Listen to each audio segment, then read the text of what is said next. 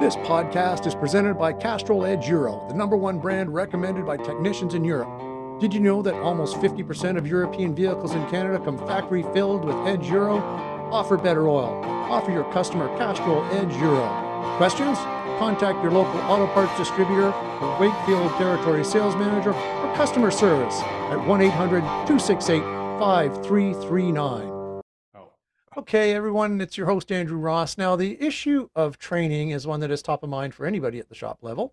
But what to train, how to train, what do your folks need that are working in the bays, and where to get it are constant questions that dog everybody who's running shops, and also of great interest to those who are directly involved with the training for our trade.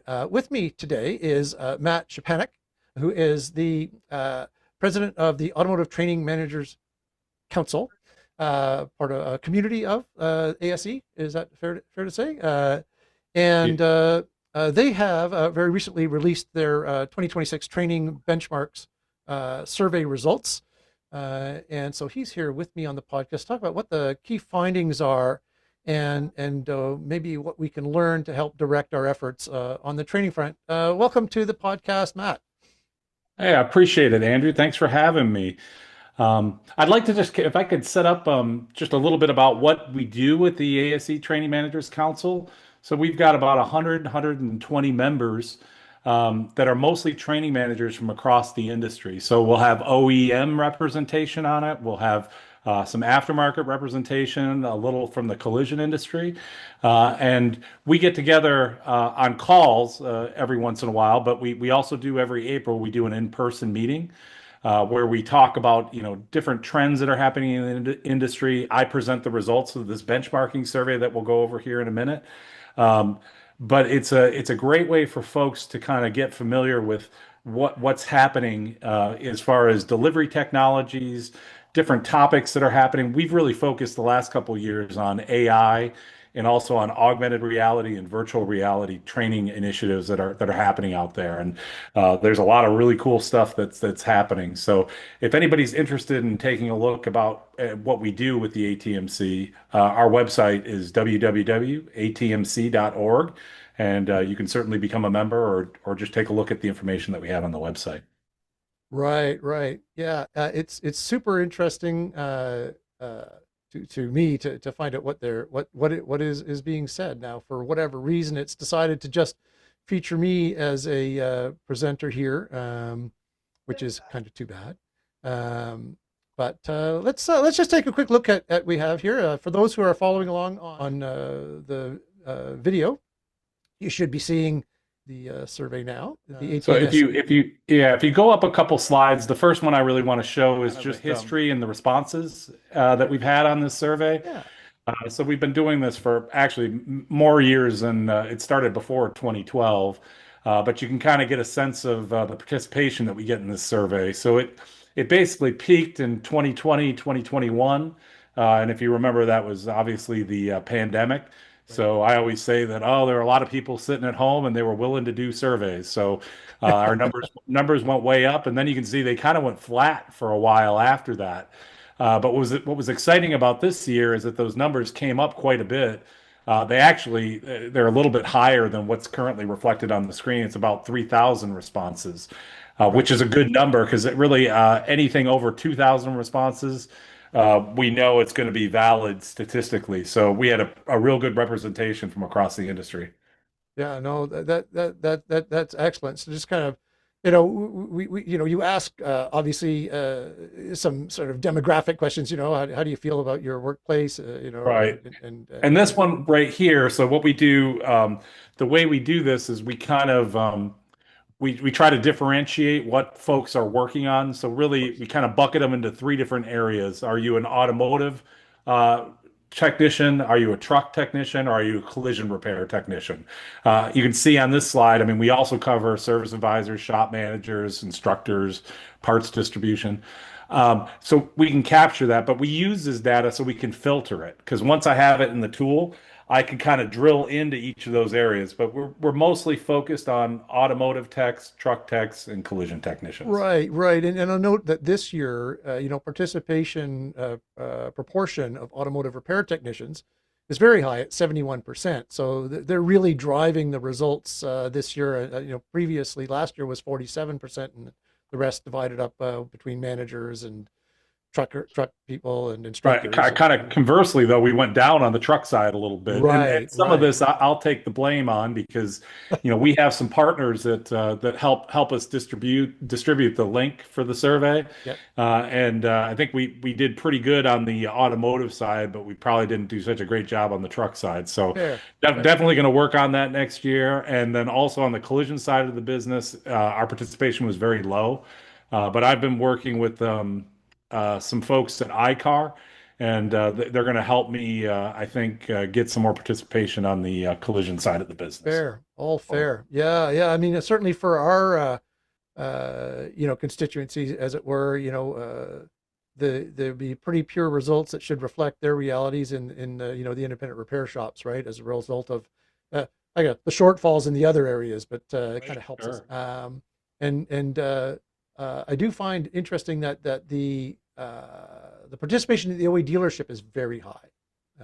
Yeah, like I said, this was probably because I think we had some big OE partners like Toyota, Mhm. and I think GM maybe got it out to their technicians. So that definitely helps when they send the link out. Yeah, yeah. It's well, it's a little tougher, a little more fragmented in the aftermarket, right? So I will say that for listeners and viewers, Matt and I did talk before, and this is North American wide participation. It's not exclusively U.S., although ASC is obviously based in the U.S. So there is very likely some Canadian participation in there, though obviously one needs to look at proportions. Yeah, we just don't differentiate. I don't ask a question about that, but Yeah, I do suspect that we are getting some Canadian responses in there as sure, well. sure. And you see the split for the truck segment participation here too is very high on the fleet side and Right. independents So so this is truck, and then the next one will be collision, yeah. and then go forward another one here. And so Aha. we start off. We ask the ages of the technicians, and then I can kind of do a side by side comparison. So if you're looking at the slide, you'll see we compare the responses that we get from the auto techs, the truck techs, and the Right, collision techs. right. And you can see kind of the sweet spot for the age of most are, you know, on the collision side of the business. It definitely looks like it's trending a little bit on the older side. You can Yeah, yeah, yeah. see 55 to 64, So there, quite a few the of them. On collision the is the truck side of the, golden or yeah, greenish colored bar there. right. And then the red side is for the truck. And you can see on the truck side of the business, the majority of them are on the 55 to 64 and also 45 to 54. Right. On the auto side, it definitely trends a little bit younger. Okay. So you see on the auto techs, it kind of caps out at the 45 to 54, but also there's a lot of representation in that 35 to 44 Right. Right. area. So this Right. is always kind of a good indicator of what the age of the overall workforce is looking like. Um, and yeah. Yeah, yeah, that's I find that kind of interesting and maybe a little surprising. That the kind of the automotive service technicians are trending a bit younger than other segments. In the industry, but it is what it is, right? Um, Right. And then what we do, we also do a year over year comparison since we've been doing the survey for, a long time.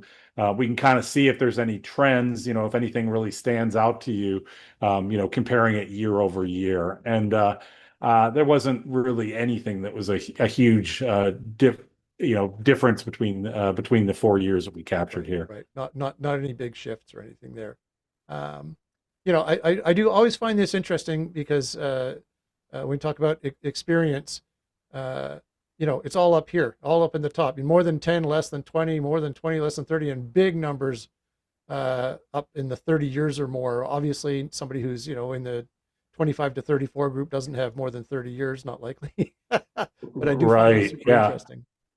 So yeah, I mean, I think these kind of speak for themselves. I mean, you can see that we've got a lot of folks out there with between 10 and 30 years of experience in the industry. So a lot of experience out there. Right, right, right. And I know it's often a concern that we don't have a lot down in the lower age groups coming in, filling the funnel as it were. But there's certainly some there, and I don't know. I find it pretty interesting always. Well, I can speak, on the ASC side of the business, we've also got, we're talking about the ASC Training Managers Council, but we also Right, have something else that falls under the ASC umbrella, and that's our Education Foundation. right. And so our Education Foundation group works with schools, in the United States, but they help these schools make sure that they are meeting set standards, and they also offer accreditation for those schools as Right, well. right, right. Yeah, I mean, obviously, in Canada, we have a little different situation with our apprenticeship rules being run by the provinces and all that. But better training at the schools and is always a better thing, right? So during So career, yeah, we asked the participants is basically to let us know how many employers they've had during their career, and I don't know. This one's always kind of interesting, and we compare it year over year between 2023 all the way to 2026. And you can see that, there's a lot of folks that, have bounced around a little bit. You look at that very top line, that's more than seven employers over their career. Um, it seems like the sweet spot is more down in the three and four, hmm but it's a good, overall comparison, and you can kind of see what the trends are year over year as well. yeah, it's. I mean, there seems to be some degree of stability down in that, as you say, the threes. But you look the more than sevens, you've got uh, there's a lot of folks who don't stay anywhere very long. It looks like so. Yeah, but you That got to keep in mind though too is that in the previous slide we saw that hey, some of these people have been around for 30 years, so sure, you might wind absolutely. up at a couple different places. Yeah. Of course. Yeah. Again, it's all just part of getting a strong picture. Um, I think obviously English on the languages and Spanish, and other is, Right. we So have. just on the ASE side, so we offer all of our tests, are obviously available in English. The Yep. A series of tests that's our automotive series. We also offer those in Spanish as well. Right. Right. So we asked this question because we kind of want to see, is that stable? How many people are saying they're using Spanish, or are there any other languages that are coming up that we need to be aware of? And what we've typically seen is about 5% Spanish participation is what we typically see on this Yeah. question year over Yeah. year. That makes sense. Right. So for training language, basically a reflection of that. Um, Right. uh, And so then this is just a question that we ask on how your pay is structured. We try to stay out of all the pay questions on this right. survey, but Yep. we do kind of want to know, like, hey, are you being paid flat rate? Is it hourly, salary? And so we kind of break that down. In this case, it was by OE folks that are working at dealerships primarily. And you can see 73% of those people are flat rate. Yeah. And then on the aftermarket side, it's split a little bit more. So it's kind of split between salary, hourly, and flat rate. Yeah. Yeah. And then some type of other, which is probably depending on how their plans are structured. And then on the fleet side, it's mostly hourly, Mostly hourly. which Yeah. I don't think anybody was really surprised. I mean, that's kind of the difference between these different sectors. Right, right. I mean, this 73% at the dealer level being at flat rate is often kind of illustrative or viewed as an illustration of an issue that technicians want to get away from, which brings them to the aftermarket, which is a more fair, viewed often as a more fair compensation structure, Yeah, I think on the next one we'll see a year over year comparison. Oh no, I didn't have that one in there, so it's some data that I have, so I can kind of take a look at Sure, what that looks like year over year. And I sure. think what it did show is that we're starting to see a little bit of a shift on that OE side, and that more and more are going to some type of an hourly Yeah. or a salary position, but flat rate is still the most Still, popular on still that the side. kind of the bench, the standard for the fixed ops, as it were, right? So, Right. yeah. Interestingly enough, for the aftermarket, it's a very kind of even split between hourly and flat rate here, and salary is not too far behind, and then another, which I mean, we're catching other folks, so who knows? They might have a bit of a structure or bonus structure in there. Who knows, right? So, Right. um, And uh, this is just a question that we have on, did you, did you have any vocational training, before you right, got into the industry? And right, you can see this question's been relatively flat for the last 4 years. So yeah, basically about 70% tell us that they had some prior vocational training before entering the industry, and roughly around 30% in each of these years. Like I said, it's been pretty flat, say that they have not had any vocational training. yeah. So they've come in, even if they've come in later on. I mean, they're obviously folks who have come into the industry with some interest and or experience in training and desire to get training in something in the trades, as it were, one of a trade of Sure. some kind, right? So, And then we just break it down again by fleet, aftermarket, and OE dealership, and again it's relatively steady among all three of these, right around 70% yeah, yes and yeah. 30% And who no. pays for training? I'm gonna zip through some of these because I don't want Sure. to. We're gonna make this available.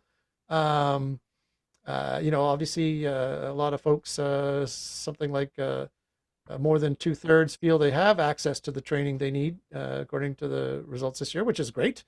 Well, this Uh, one was a big shift, though. If you look yeah, year over year, I mean, been we growing, have been right? pretty steady at roughly around 56 to 59% from 2022 to 2025, where people were saying, you know, that almost 60% was saying, yeah, they have access.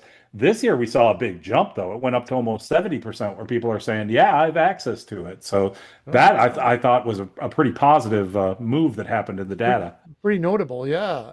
And by workplace is similar, ideas here. And Now then here we we go. asked, Now we're getting to the meat of the thing here. yeah. For lack of So this, access we to asked the training. question, well, if you don't have access to the training, what are the top reasons that you don't have access? And 53% said that the right topics weren't available for them. 38% said quality of the training wasn't available, and then you got about 30% that said that they can't take time off of work. So those were kind of the top three of why they don't have access to training. Yeah, and the same. I mean, training costs too much, 22%, and would have to travel too far at 17%, which can be kind of wrapped into also the cost, and Sure. time off work are all sort of related. Can be very related to each other, right? If you have a shop owner who is not making time available during the work days for training, um, then all of these other factors and the cost can really, Right. I mean, I spent a majority of my career was in the learning and development side, technical training. And I always say, like, if you're not a lifelong learner these days, as a technician, it's going to pass you by because the stuff changes so much quicker than it used to when I started off in the industry. And the cars are obviously a lot more complicated than when I started. So you yeah. you have to you have to be committed to it, and otherwise you won't be able to stay on top of it.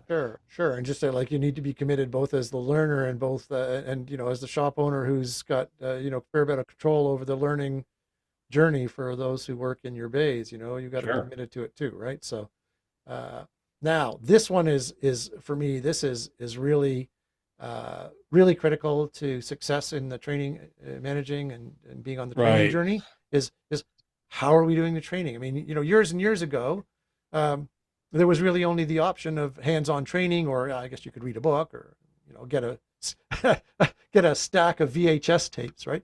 But it's really classroom, right? I mean, I've in my career, I've kind of technicians are generally tactile learners. They learn by doing and getting their hands on things, and that's a lot of the reasons why a lot of us got into the industry is that's how we enjoy what we enjoyed doing, and that's how we learned. So what we see here is this is a we say training methods reality. So this is what they say they're receiving. So a majority are saying 15% classroom instructor led, some lab hands-on 10%, virtual classroom 12%, self-paced e-learning 13.5%. If you flip over to the next slide, we'll see reality versus wants. Right. So even though that instructor led is at 15.5%, we had almost 20% of the people saying, "Give me more." I want more, and that goes with the lab or the hands-on portion of it, and so you could really see that you know they want more hands-on time and more time in the shop when they are in training. I know when I was a training manager, we always tried to build our classes so that 20% of it was in the classroom and then 80% of it was out in the shop doing Yeah. doing exercises and applying that knowledge to different tasks. Right, right. I mean, I don't know that it will come as a shock to anybody that this is how it shakes out, but it's a really good reminder of how important it is uh, for this hands-on aspect and whatever you're doing, even if you're a manufacturer's rep talking about product, to make sure that you've got some options there to have some hands-on components in that kind of training, regardless, right? So it's how the techs learn and how they're going to retain the Sure. information, right? So if we flip over to the next one here, so this is just it's basically the same slide, but we basically look over it from 2024 versus 2025 versus 2026, Yeah. and you can see that that classroom instructor led it just it's always been one of the most wanted. Right, right. Although, I should note also that although it's a little up and down, the virtual classroom online instructor led is in there, and that's something that maybe wasn't certainly at least as easily accessible. It was very expensive to have these kinds of things, Right. 15, 20 years ago. But still, definitely not in, some ways behind, because what I techs are think doing. that on that note, the one thing that the pandemic did do is it forced everybody to figure out how to do a better job delivering the virtual type stuff. So whether it's a Here we webinar are, or right? whatever, because you had no choice, right? Because people weren't coming to instructor-led classes. Yeah, So I think the result was that it got a whole lot better and more engaging, and it forced a lot of instructors to, figure out how to present, using that right. method. Yeah, So I think the good thing was that it got a lot better than what it used to be before. sure, sure. Yeah, And I mean, obviously there's and advantages with it too, because you don't have to travel when you're doing it virtual, and I was going to it can be say, recorded and all that stuff. it's definitely something that for somebody who wants to be a lifelong learner, is important to have as a component of your learning journey, for sure, because of its accessibility and the flexibility, whether it's instructor led or whether it's live, or even if it's not live, e-learning is a tool for learning that we didn't used to have as accessibility to, and should be considered part of your mix, right? Your learning soup, if it were. So Absolutely. Yep. super interesting. What else? And what do we need? This is super interesting. Right. So we broke this question. So we asked them, what topics do you need the most? And then we broke it up by auto and by truck and all that. So on the auto side, we had 63% saying we need more hybrid EV system training. Obviously, everybody went all in on EVs a couple years ago, and then the industry kind of shifted back to hybrids. So I think maybe that's caused some of this, is people want to make sure that they feel like they're still up to speed with the hybrids and EVs. Oh, sure. Um, Electrical electronics, that's always a hot topic, because it's one of the things that technicians I think struggle with the most. So these guys realize that they might not want to, but they've got to be up to speed on that stuff because it's in every system that's out there now. Right. And you Right. see it on the ASE side. All of our tests, we'll get this feedback sometimes. They said, "Well, I thought I was taking a brakes test, but there were a lot of electrical questions in there." Well, I mean, with ABS systems and traction control and all the ADAS stuff, I mean, it's all interconnected. So you Right. have to know the electrical electronics Right. and It's just been topic. interesting to me in our recent discussions, on other topics, folks who are looking at getting trained on the hybrid and EV systems are finding out also that these things are really applicable to any vehicle on the road in a lot of cases, because the systems are so interconnected now. So Yeah. no learning is really standalone and siloed in the way that it maybe used to be years ago. So Yeah, I agree. And then we also it was followed up by advanced engine performance, ADAS, and then automatic transmission, and also an engine performance. So that was all on the auto side. The next one I think will give us a breakdown on the truck side. on the truck side, yeah. So, Yeah, and you but can see still, number one was that electrical electronics. yeah, So, they all realize this. But then automatic transmissions, which I'm not 100% sure why that one was so important on the truck side of the business, but it was up there at about 50%. And then right, engine, at 47%, advanced engine performance, 44, and yeah. then hybrid EVs at 39s and Obviously, ADAS at 36. yeah. Obviously, in keeping with kind of the structure of the fleet and their probably responsibilities too, right? So Right. that's good stuff. Collision, which we don't really look at too much, but ADAS, not a big surprise. Paint and refinish, obviously. Hybrid and EV systems, and structural repair, all kind of at the same level at 44.4, and then electrical and electronic and collision estimating 22%. So these are all, not really many surprises there. I Yeah, don't think not a big so. surprise. As I mentioned, up front, the collision representation on this survey was kind of on the low side this year. It was Yeah, mostly truck and automotive. yeah. So I mean, we have participation in structured training, hours per year. Um, Well, this is the one that I always find interesting because what concerns me is when I see that bar to the far left that says none, None. and we have just over 7% of all the technicians that responded to this survey, so close to 3,000 technicians, saying they don't get anything. Yeah. Which I find appalling because And it's one like I said, lifelong learners, and you need to be part of this industry now. Sure. I mean, even right up to, a little, quick math here is that's 35 plus percent have kind of like an hour a month or less, maybe, 9 to Right. 16 hours per year is not a lot of training time. And But yeah. then you see on the far right, you And see then we've that got this, 18% of all the respondents came in and said they get more than 46 hours or right? 56 hours, I'm sorry. 56 hours. And this is probably on the automotive side, we had a lot of OE participation, and I know because that was my background when I was a training manager. And we would have a lot of classes that were a week long, so you could Right. basically So there get you go. 40 Yeah. hours by Yeah. just attending one week of a Yeah, class. yeah, So yeah. You get one of those a year plus some other pickup training on through year. You very easily get up to the 56 hours. right, But again, it is pretty interesting. I mean, there's a big middle ground here with the 70 to 24 up to 40. But then there's this dip, 41 to 48, 49 to 56, where they're just not getting. It's interesting to me that it's not kind of a progressive slide up the range. It's kind of an I S mean, curve in here. yeah, the sweet spot seems to really be somewhere between that 1 to 8 hours and then the 33 to 40 hours. Yeah, That's where a majority of the respondents came in at. yeah. Pretty interesting. Pretty interesting.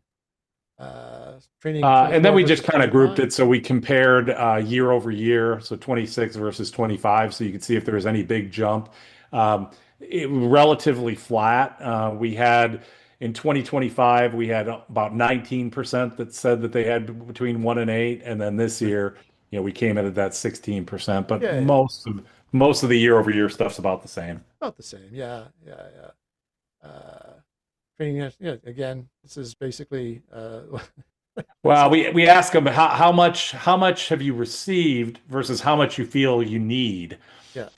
And so this one kind of had one of the brackets kind of jumped out, and that was the 33 to 40. So we had people saying that in the 33 to 40, only 12% of the respondents said that's what they've received. 22%, almost 23% said that's what they need. Yeah. So they feel like somewhere in between that 33 to 40 hours is probably the sweet spot for them. Yeah. It's super interesting. My workplace. We Same have question. We just broke it down by OEs, aftermarkets, and fleet. sure, sure. Similar kind of idea. And Right. that's that for that. So I'll just leave this one kind of up here because before we kind of time out here. So, you know, from your standpoint and having done this for a number of years, Matt, what are maybe a couple of the key takeaways for somebody who's uh, either on the receiving end of training, and trying to arrange it for their shop team, or somebody who's a training manager who's really looking to make sure they put together a good plan for the year. I mean, what are the couple of the things that they should really take from something like this benchmarking survey? Sure. Obviously the one that really stands out to me is that the techs they want more hands-on training, more instructor-led, more hands-on. They love that. Um, but I don't think that discounts the timeliness and the cost effectiveness of the virtual and the remote stuff. And like I said earlier, I think as an industry, we've come a long way with that since the pandemic. Everybody had to get better at that delivery method, during that period because that's all there was. Right.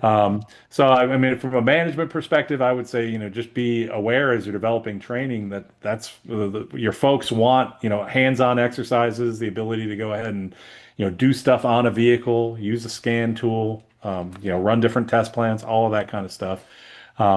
And I think that was one of the things when I was a training manager, I always took away. I really tried to pay attention to what are the technicians telling us. And then I would also look at what are the topics? What are they saying that they need more of versus what they're getting? Those to me are the key takeaways.